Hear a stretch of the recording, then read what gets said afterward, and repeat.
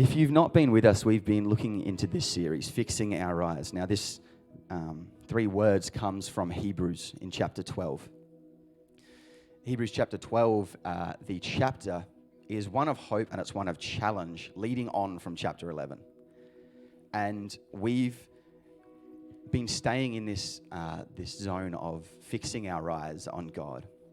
And the series has been amazing so far. Pastor Dale shared with us at the start about giving our all over to God, everything we have, ourselves, our finances, everything. Pastor Sam shared some great stuff with us a couple of weeks back as well, talking about aligning our desires and dreams with God's and running the race that He has planned for us. And then last week, Pastor Heather spoke on, I want to get this right, because it was actually really impactful. I tried to not use my notes. She spoke on casting out fear and walking in the authority of Christ, in His power and living by His strength. And at the end of her message, she did an altar call for those that wanted to receive some prayer and stand at the front here and praise God and step out of that fear. And the presence of God was really evident in this place, and people's lives were changed. And I'm really believing that that's going to continue in this place. I believe that the hearts in this place are expectant and we're ready for what this series is going to continue to be and mean. And one of the ways we thought we could do that this week, as the campus pastors Sam and Steph aren't here, which is a very dangerous time to give me a microphone when the boss isn't around. It must be said. I saw they were putting me eyes and I was like, I appreciate this trust. We thought what might be amazing in this time is actually to hear from some of the members of our community. So we've got 4 people lined up to share a piece of their life, to be a bit vulnerable with us and share how they are fixing their eyes on God or learning to, and the work that God's done in their life. And I'm really excited to hear from these 4 people. And to intro the first person, who, to be honest, I never thought this would happen. And I've been put under strict instructions not to embarrass. But it is quite fun to be able to say that I am going to be introducing my wife, Tash Chant, to come to the stage and be the first person up. Yep, that mic. Up you come. Hi, everyone. Good morning. Oh, thank you. For those of you who don't know me, my name is Tasha, and I've been attending Crossway Southeast for just under 2 years now. I work in the postgraduate sector for learning design and student recruitment. And unlike the guy that just passed me the mic, I'm not a public speaker. So please forgive me if I stumble or stutter my way through this. I am incredibly fortunate to have grown up in a Christian family, and I've seen the goodness and faithfulness of God follow me and go before me my whole life. I grew up in Sri Lanka watching my parents serve the Lord, and I saw how fulfilling their lives and in turn our family became, despite a lot of the challenges that can sometimes come along with ministry. God is good, and good all the time is all I've known. However, in spite of what I wholeheartedly know to be true, I would be lying if I said that trusting that statement has always been easy. In early November last year, I happened to lose hearing in both of my ears for a couple of seconds. And while it shocked me in the moment and set off more than a few alarm bells in my brain, I assumed that a quick visit to the doctors the next day would sort it all out.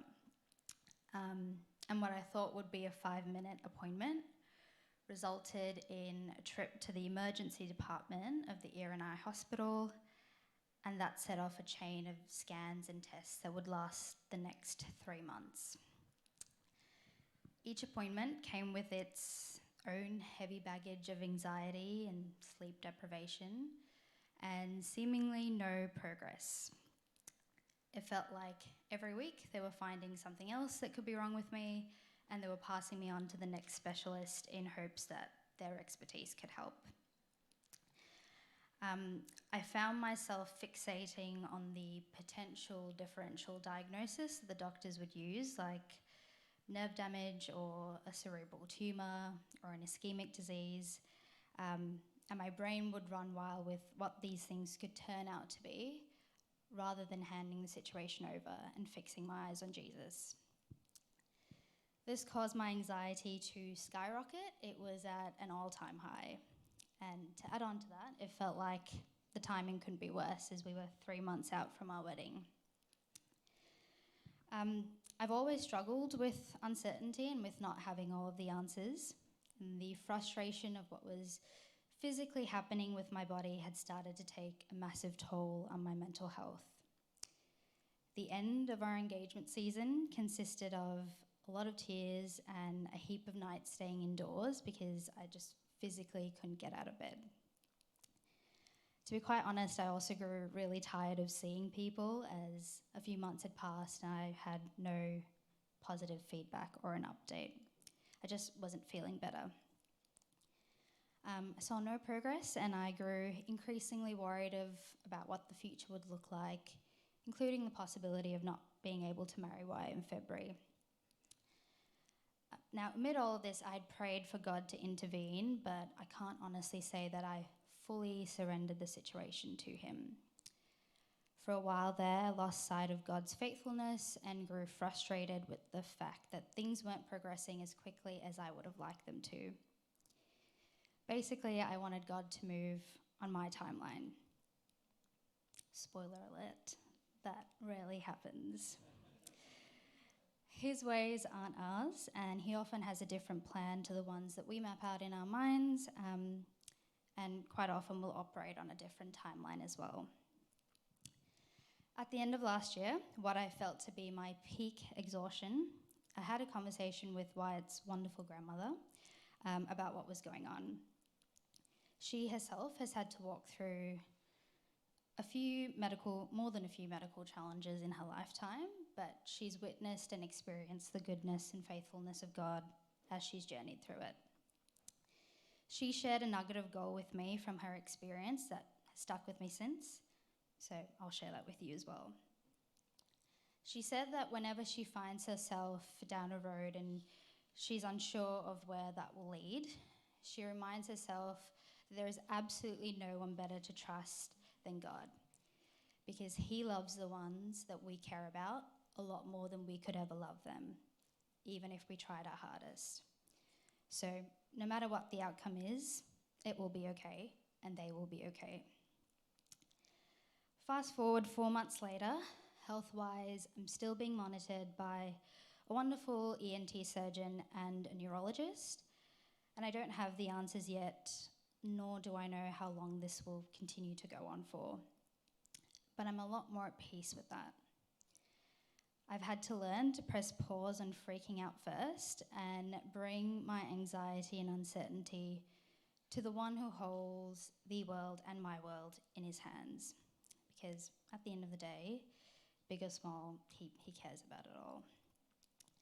Since then, I have experienced a sort of unmatched freedom that comes with shifting my focus to God, and that doesn't mean that the worries of the world don't exist or don't faze me, but it's a much lighter load to bear. A few weeks ago, when I was asked if I would be able to share what the past couple of months had been like for me, I didn't know if I would be able to because I felt quite inadequate. As I spent the vast majority of my time the past couple of months in a state of panic, and I was placing heavy emphasis on what I was hearing from other people or from what I was reading online before taking the time to place my burdens at the foot of the cross. And it just felt like, for someone like myself who has had the privilege of being in the church from the time I can remember, I felt like I should be a lot better by now than going to Jesus first. But upon reflection, I guess that's what my story is. It's a story and journey of continually having to deal with things, continually falling short, and continually having to fix my eyes on Jesus, with some days being easier than others. Some days I find it quite easy to open up my Bible and spend time in the Word and in prayer, and other days I find it too hard to get a word out, so I'll have to put on a worship playlist and just sit in that presence. And sometimes someone else will have to hold my hand and join me or uphold me in prayer. I can't even count the amount of times that Wyatt came over during those months, prayed for me, we chatted about the situation, and he helped me readjust my focus on the Lord. And that helped so much in even being able to get a few hours of sleep that night. And I'm sure my name was on our young adults prayer request list a fair too many times too. But that's the wonderful thing about community and this church community. When you can't do it on your own, and even when you can, there are people who will walk with you and help you direct your focus to Jesus.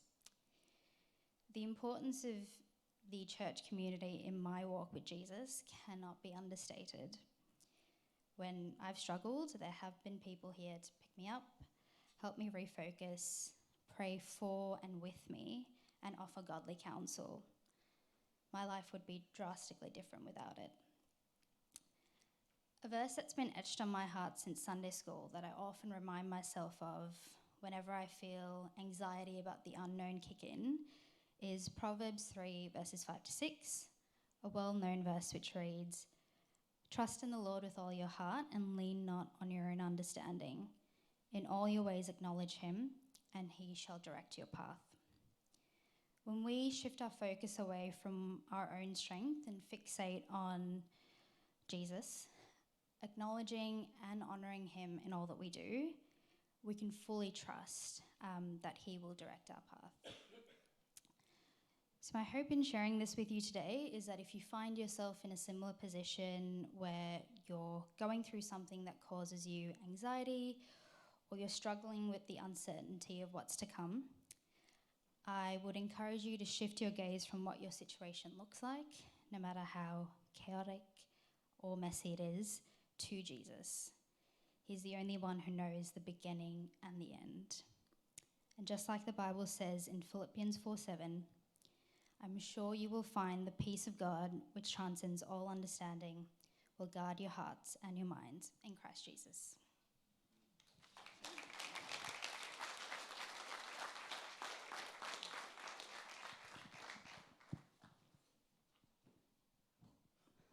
Hi guys, I'm Kath and I'm uncharacteristically nervous about this testimony. I think it's because I understand the weight of it. I've been here for about 16 months now and I'm married to Matt, who's going to be speaking after me. We've got 3 adult kids. We've got Mitchell, who's 24. We've got Emma, who's turning 21 this Wednesday. We've got Bailey, who's turning 19 this Sunday.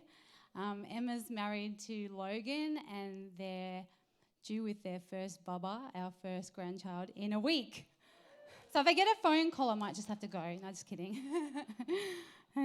So this testimony, it's about 6 years in the making, and it involves my youngest, Bailey, and myself. And I've got his permission to share it. He's not here today. He's at his own church serving. So in 2018, when Bailey was in year 7, he started not wanting to go to school, and he'd wake up in the morning and he'd say, "Mum, I've got a really big bellyache. I just need to stay home." All the medical tests came back clear. His days off became more and more frequent, and it was really impossible to just even get him out of bed in the morning. I had to get to work, so that meant either leaving him at home by himself or I needed to take days off.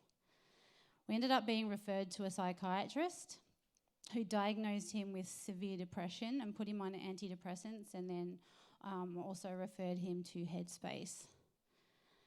During one of these sessions at Headspace, Bailey admitted that he'd been skipping a particular class every single week and having panic attacks for that whole 90 minutes in the toilet all by himself, and no one knew he was there. During this session at Headspace, he also admitted that he'd been suicidal and had actually attempted to take his life at one point. We were absolutely shocked and obviously devastated. After a year of Bailey not going to school, the Headspace team suggested that we just withdraw him from the school he was in and suggested that we try and enrol him in a school that's like an alternative school that's specifically for kids who are struggling with mental health. And it's really such a blessing that we have such schools like that. I know some states don't. So he was accepted into that school, but there was a catch. It was in Noble Park, which took me, at least 50 minutes to get to. And the school days only went for 2 to 3 hours. So Bailey really needed to go to this school, but how was that going to work? I mean, Matt ran his own business and he couldn't take him. And so that left me, and that meant I was going to have to give up my job. Now, this wasn't just any job. This was my dream job that I'd been wanting this job for so long, and I knew that I had a calling on me for this job as a creative arts and worship pastor at a really awesome church with a really big team around me who I absolutely adored. So it was tough. And I just felt like I was hitting my strides in that job too, and I just couldn't believe that I was being taken out of it. And I felt like life was just so unfair, to me and to Bailey.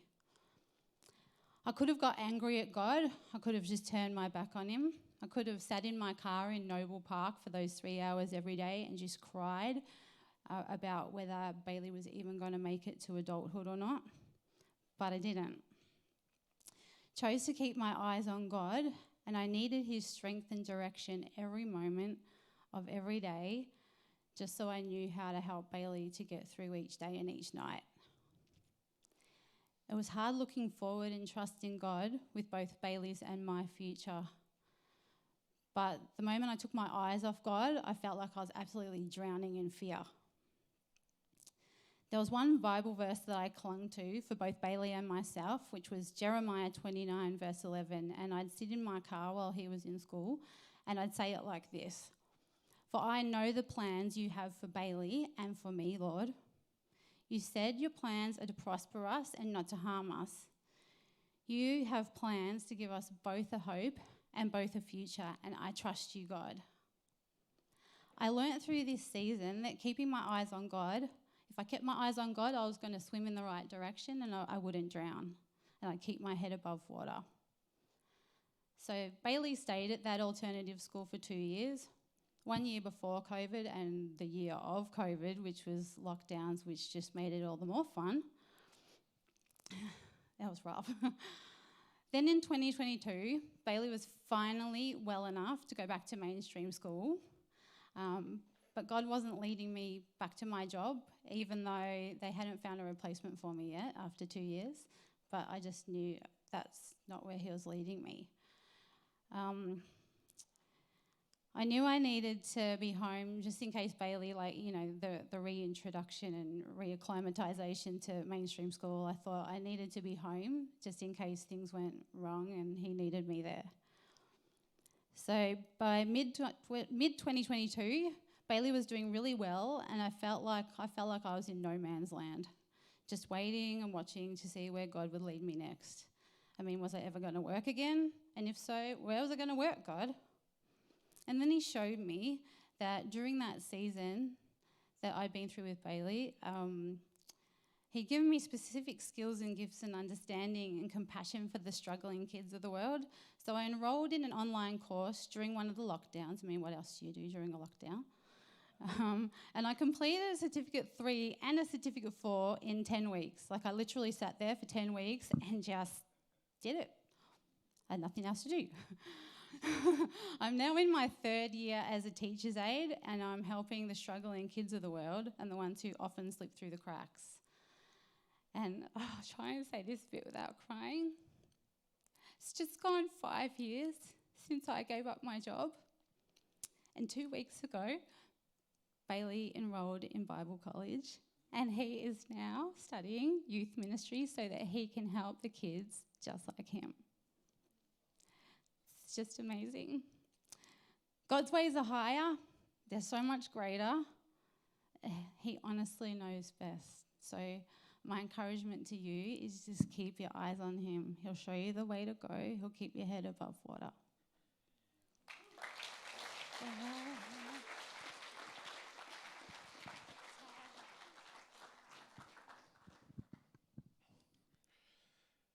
Good morning. My name's Matt, and that was my wife, Catherine. That's why I gave her a hug, because otherwise it would be inappropriate. So we've just heard Catherine's testimony about her journey of having to lay down her ministry. What she didn't mention is that we've both been heavily involved in worship ministry together for over 25 years. I am absolutely passionate about worshipping our God, and nothing brings me greater joy than being able to lift my voice to Him in praise and adoration. That little bit there is significant for a little bit later in my story. So now on to my testimony. I've been running a Jim's Skip Bins franchise for the past 14 years. Often we might be in life group talking about work and stuff, and I just sometimes like saying, I just love playing with rubbish, because there's no dramas that go with it. So in November of 2016, which was 18 months before the start of Catherine's testimony, so we'd just come through what I'm about to share, leading into what Catherine just shared then. I was involved in a major truck and car accident while on the road for work. A car ran a red light and crashed into the side of my truck cabin at about 70 kilometres an hour. The damage caused to the truck was extensive, and we were told it would be off the road for 2 to 3 months. I wasn't injured, except for the medical report that said I had amnesia plus. I was asking the same question on repeat every 1 to 2 minutes for a couple of days. Like, what happened? Where am I? Why am I in hospital? Every 2 minutes.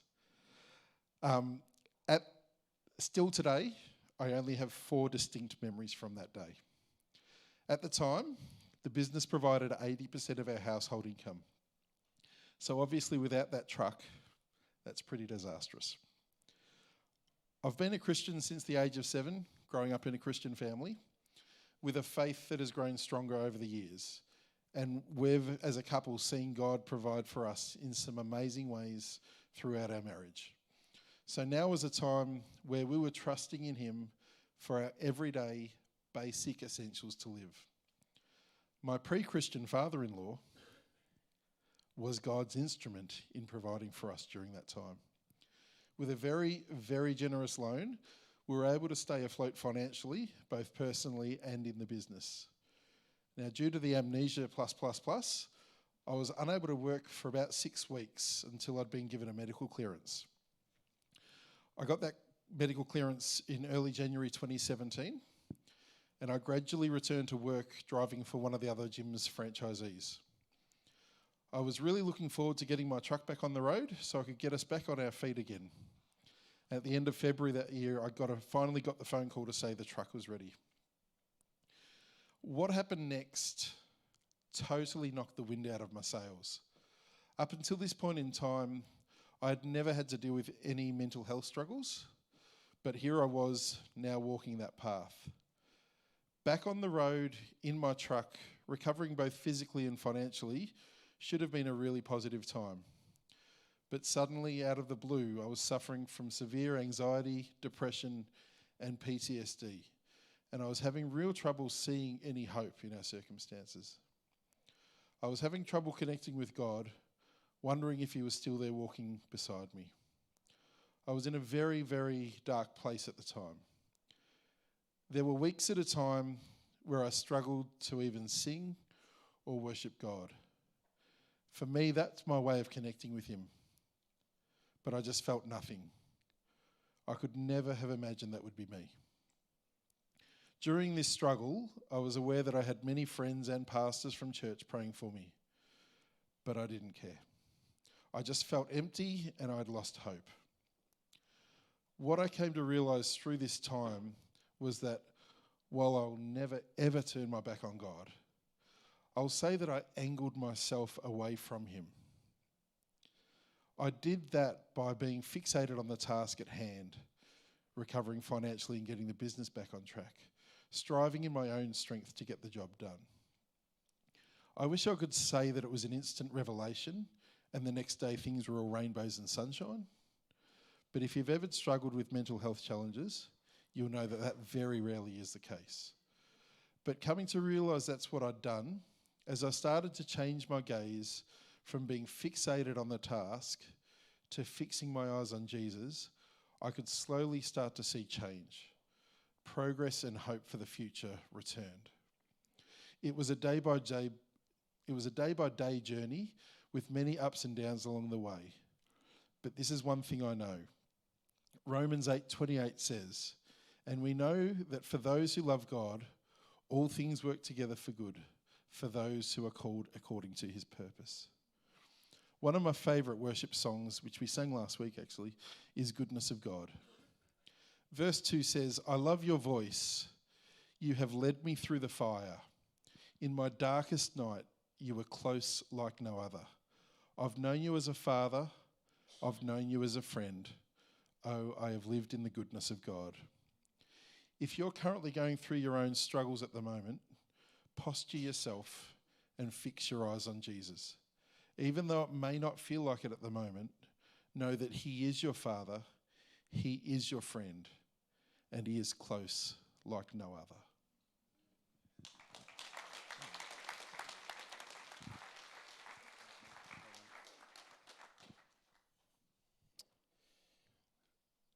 I can honestly say that last year was probably one of the hardest years of my life. I was pretty resentful. I was angry, and I was borderline depressed. And this is really just a story of surrender for me. So, hi, my name's Sean. I'm married to my beautiful wife Carmen, who's not here today. We have 2 kids, Caleb, who's 7, and he's just about to turn 7, and Olivia, who's 5. I don't know if you can hear from my accent, I'm South African. So we immigrated from Cape Town, beautiful Cape Town, South Africa, at the end of 2022, and we've been attending Crossway for just over a year now. My wife works as a project manager for an NGO, and she focuses specifically on education in Eswatini and Rwanda. And I work for a pot wholesaler or garden products wholesaler as a sales manager with key focus on startups and new product offering. And our children go to a local school in Scoresby. We live in Ferntree Gully, best area in the world. So I was asked to share my story with you, and it really gives light into an understanding about our journey and how we had to really surrender our ways and our will and what we wanted for his way. Ultimately, he's in control, he's sovereign, and we are here for him. So a bit of context for the story. Carmen and I felt called to do something different outside of South Africa. We weren't sure where he wanted us to be, but it was on our hearts for a number of years, and we sort of kept it to ourselves. And most of the doors, we'd knock on a door, we'd sort of seek out an opportunity, and the doors weren't open. And it wasn't until the first few months of COVID, and that sort of coincided with something that happened politically in the country at the time, where we had this burning desire in our hearts, and we knew there was something up. And that given week, through a mutual friend, I was put in contact with someone here in Australia, in Melbourne, and he was miraculously looking for a sales manager. And I thought, okay.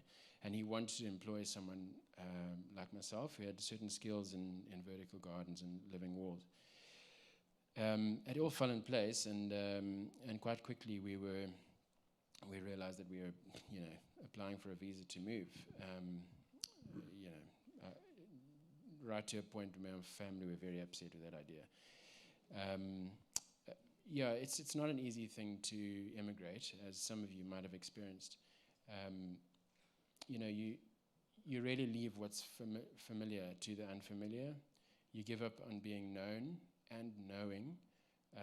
Your position, history, heritage have little credibility, and no one knows your history. You give up on close friends, obviously, friends and family. And even if you try and sustain those relationships long distance, it's just not the same. the easiest way to describe it is that everything comes to an abrupt stop, and a new life starts again. And that's not a bad thing. It's just difficult or different. So there were many days I would see my kids struggling as well, which is obviously one of the hardest things. So there were 2 or 3 times where my daughter in kinder, she would just react negatively because she was obviously going through this change. So we moved her to a different kinder at the time, but those feelings for her remained. And I can be thankful now that things are slowly changing and she is settling in a little bit more. One of the other things is I went from a managing director role of a national business to a very different work environment, which, just culturally different. And my time was, very limited. So it was an 8 to 4, and that's what I would stick to. And I just wasn't used to it. I was called to bring on new ideas in the business, and that, for someone who comes in from a different place, is quite an adjustment for others. And so even you'd share a new idea, you'd come up with a new proposal, and it just was shut down. And then not knowing anyone was probably the hardest thing, because with young kids, if you've ever had young kids, you need that sort of community support. Whether it's I need to pop to the shops and come back quickly. Well, you have to load the kids in the car, and then there's all the take snacks with you just to go and get a loaf of bread. So early on, it is very difficult. Also, we had very limited finances because all our assets were tied up in South Africa, and so we weren't able to do things that we were able to do before. It really was a long stretch of uncomfortable pressure, and we longed for something stable. We longed for someone to step in and just give us a break. But week in and week out, the constant rigors of this new life that we had started, we really just craved the familiar. This knocked my confidence quite a lot, and made me start doubting who I was and if God really had a plan for us. I prayed almost every moment I had. I was literally holding on to God. Asked for him to just step in and simply take away that experience. Initially, it just made me feel hopeless, because I didn't feel like there was an answer from him. And I wanted to throw in the towel and run back to what was familiar. But as time went by, though, I started to reflect on what is causing this sense of hopelessness. And I definitely felt moments of depression. I realized that my focus was completely on self, though. I came with an agenda. I came with an expectation. I came with what I wanted and how I expected life to unfold. And those hopes were sort of dashed, pretty much every single one of them. And I would become very analytical, frustrated because I couldn't, in my own strength, figure it out. And I never felt a sense of joy or peace. And it wasn't until, and my wife actually kept saying it, so I should, to the husbands out there, listen to your wives. But my wife kept saying it. She just said, just give up. Just give up on what you want. Give up on what your ideals of how life should be. And I should get a promotion now. And, they should really listen to me. And my daughter should have settled in by now, whatever the case is. And when I was able to do that, even in the smallest way, I'd have a small sense of joy. And automatically things started to change. Now, as I look back, a year on, at that difficult time, I can see that going my own way and doing what I wanted just led to frustration. My thinking now is completely different. That I've really just accepted His plan, and it still isn't. Our life still isn't the way that I think it should be a year ago. But as I've surrendered, actually, He's brought about things that He willed for us, and it really is a father looking after his kids. We've we've really grown to love Australia and Melbourne, and by God's grace, we've got a really good support base around us, to the point where we feel strong enough and stable enough to love others. And yeah, it's been amazing how God has used us. Our kids are thriving in school, I'm happy to say, and we have a fantastic church family. So thanks very much.